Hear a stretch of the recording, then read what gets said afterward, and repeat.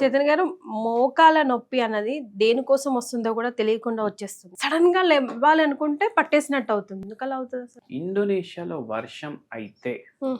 ఆ వర్ష నీళ్ళల్లో ప్లాస్టిక్ దొరికింది. వర్షం నీళ్ళలో ప్లాస్టిక్ దొరికింది. భీమవరంలో ఉండేటోళ్ళు, కాకినాడలో ఉండేటోళ్ళు, రాజమండ్రిలో ఉండేటోళ్ళు, శ్రీకాకుళంలో ఉండేటోళ్ళు, కోస్టల్ ఆంధ్ర కదా మొత్తం, నెల్లూరులో ఉండేటోళ్ళు, అవునా కాదా? వాళ్ళ ఫేవరెట్ ఫుడ్ ఏముంటుంది చెప్పండి? ఫిష్, చేపల పులుసు తింటారు. ఇప్పుడు ప్లాస్టిక్ రెయిన్ ఇది సముద్రంలో పడుతుంది, రివర్స్ లో పడుతుంది. ఫార్మ్స్ ఉంటాయి. ఏం ఫార్మ్స్ ఉంటాయి? చేపల ఫామ్లు. దాంట్లో పడుతుంది, చేపల్లో పోతుంది, అదే తింటాం.